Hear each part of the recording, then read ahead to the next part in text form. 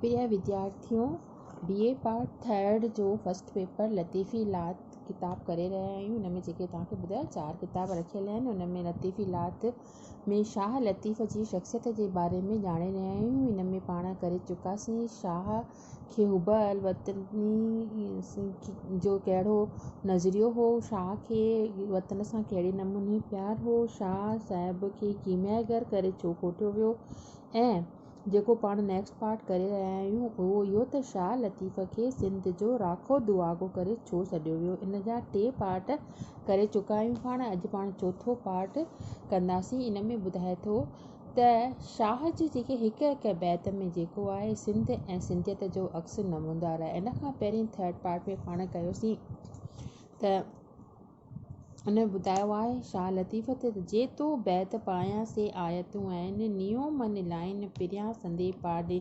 माना शाह जेको कुझु कलाम चयो आहे उहो जेको आहे उहो उन्हनि बैत कान्हनि के, पर उहे छा आहिनि, उहे आयतूं आहिनि। शाह जे अंदर जी आत्मा ॿोलायो आहे। शाह सॼो जेको कलाम आहे विजुद में अची करे चयो आहे, ऐं उहो जेको आहे ॿिया जेके हिन जा फॉलोअर्स हुआ उहे विया आहिनि इन खे लिखंदा। ऐं शाह लतीफ़ जेको बि कलाम चयो आहे, शाह तव्हांखे ख़बर आहे त न कंहिं स्कूल में पढ़ियो, न कंहिं हिन किताब पढ़ियो, पर हिन जे ज़हन जी पटीअ ते सभु कुझु उकरियो पियो हो। इलाही अलामतुनि सां हिन जो जेको सॼो दिलि दिमाग़ भरियो पियो हो, ऐं उहे कलाम हिन चया आहिनि। इन करे जंहिंजे हिकु बैत में जेका आहे सिंध ऐं सिंधियत जो जेको आहे अक्स नमूनदार आहे। अॻिते ॿुधाए थो त जेके बि हिन कलाम चया आहिनि सुर सुहिणीअ में या सुर नूरी तमाचे में, इहो असां कल्ह करे चुकासीं। पोइ हुन में ॿुधाए थो त शाह जो जेको हिकु बैत आहे उहो सिंधियत सां भरपूर आहे, अक्स नमूनदार आहे। पर जंहिं वक़्तु शाह जे वात मां कविता थी निकिती त इहे सम्झो था त सिंध जी आत्मा थी पिणु ॿोलियो।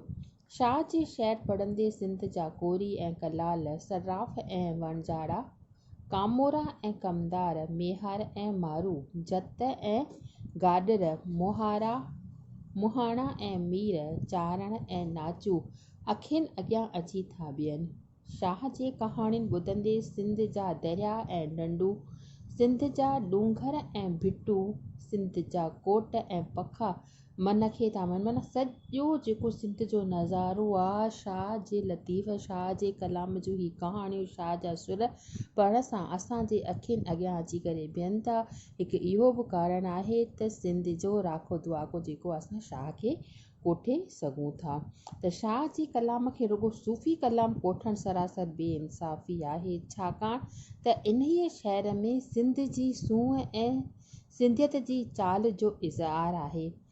त उनखे सूफ़ी त चऊं था छो जो उन में इलाही मस्ती आहे, पर रुगो सूफ़ी शायर असां इनखे नथा कोठे सघूं, छो जो इन में जेको आहे सूफ़ी कलाम ऐं सिंधियत जी चाल जो इज़हार आहे, जंहिंमें सूफ़ियुनि जो को वास्तो कोन्हे। अहिड़ो बि नज़ारो आहे जंहिंमें सूफ़ियुनि जो जेको आहे को बि वास्तो कोन आहे। कहिड़े सूफ़ीअ जे शहर में जहिड़ा गुल गुलाब जा तहिड़ा मथुनि वेस, जहिड़ा गुल गुलाब जा तहिड़ा मथुनि वेस वारे दृश्य जी तस्वीर खीचियल आहे। या दहशत दम दरिया में जित जायूं जानरनि जो बयानु कयल आहे। मतिलबु ॿियनि शाइरनि बि कयो आहे, पर इहे जेके बैत आहिनि इहे चिट्टो असांखे अभ्यास कराइनि था, सिंध जी तस्वीर जो दर्शन कराइनि था। त अॻिते ॿुधाए थो त जंहिं सिंध ऐं सिंधियत जो दीदार करिणो आहे, जंहिंखे लाशिक शाह जे दर ते अचिणो पवंदो। शाहिद शाह ई उहो अकेलो शाइर आहे, युगानो शाइर आहे, जंहिंजा लोक गीत ऐं लोक कहाणियूं कंहिं ॿोलीअ जे साहित्य में अवल दर्जो था रखनि। शायदि ही हिकु शाइर आहे जंहिं ॻोठाणनि ऐं ॻोठाणियुनि खे उन्हीअ पदवीअ ते रसायो आहे जंहिं ते ॿियनि साहित्यनि में देवी देवता, सूरमा ऐं पहलवान, ज्ञानी ऐं तपस्वी विराजमान आहिनि। सिंधियुनि जे हृदय में सोरठ ऐं ससवी, मारवी ऐं नूरीअ खे उहा जाइ आहे जा हिंद जे साहित्य वारनि वटि सीता ऐं सावित्री, पद्मणी ऐं दमयंतीअ जी आहे।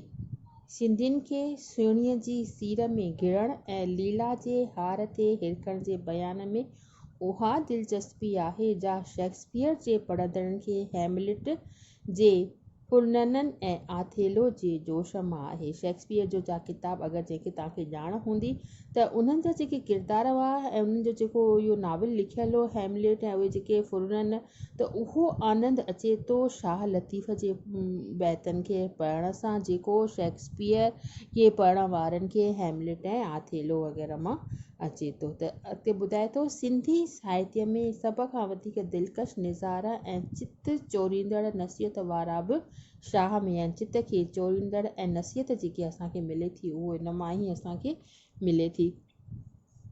पोइ आहे हिन में त सत्या ऐं हुब अलवतनीअ जूं वायु पिणु ॿुधी कहिड़ो सिंधी हूंदो जंहिंमें मन जी मलिनता नथी निकिरे ऐं उच भाव जो प्रवेश नथो थिए, ऐं ॿोली वरी कहिड़ी।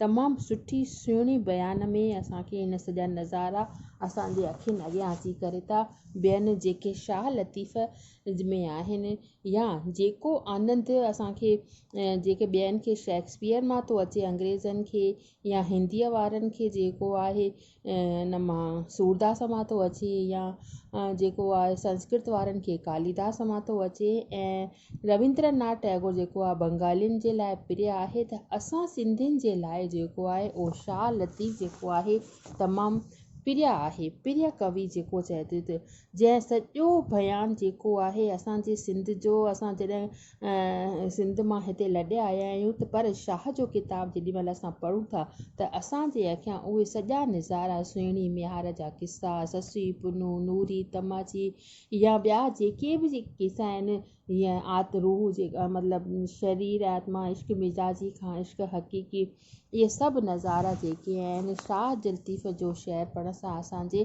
साम्हूं अखियुनि अॻियां अची करे था बीहनि। त इहे जेके आहिनि अॻियां जेको इंट्रोडक्शन आहे शाह लतीफ़ जे बारे में, पहिरियों त पाण शख़्सियत करे चुकासीं हिन जे बारे में, त शख़्सियत जा इहे 3 पहलू जेके आहिनि हिन किताब में तव्हांजे अॻियां ॾिनल आहिनि। हिकु, शाह लतीफ़ खे वतनी हुई, हुब अलवतनी शाइर करे छो कोठियो वियो आहे। ॿियो आहे शाह लतीफ़ जेको आहे हिकु कीमैगर शाइर आहे, कीअं, उहो सॼो पाण उन में करे चुकासीं, ऐं उन जा 2 पार्ट करे चुकासीं। ऐं पोइ असां ही कया आहिनि हाणे हिन जा शाह लतीफ़ सिंध जो राखो दुआगा, जंहिंमें सिंध जी भूमि जी महिमा, सिंध जी भूमि जल जो महात्म, उनखां पोइ सिंध जा जेके सूरमियुनि जे बारे में खणी करे असां हिनखे ॿुधायो आहे सॼो, ऐं हिन जो बाक़ी हिकु पार्ट लास्ट रहंदो। अॼु असां एतिरो ई कयूं था। हिन जा 4 पार्ट थी चुकिया आहिनि, सिंध जो राखो दुआगो शाइर करे छो कोठियो वियो आहे, ऐं हिन जो हिकु पार्ट बाक़ी 5 पार्ट बचियो आहे, उहो लास्ट करे हिनखे ख़तमु कंदासीं। पोइ जेके हिन में शाह जा तव्हांजा सुर रखियल आहिनि, सुर सामुंडी, सुर उमर मारवी, इहे पाण कंदासीं। इन्हनि जी कहाणियूं तव्हां जेके किताब हथ में आहिनि त घर में कहाणियूं पढ़ंदियूं हलिजो, ऐं पाण गॾु गॾु हिन जूं जेके कलाम ॾिनल आहिनि, सुर ॾिनल आहिनि, उन्हनि जी पाण मीनिंग बि कंदा हलंदासीं। अॼु बसि एतिरो ई।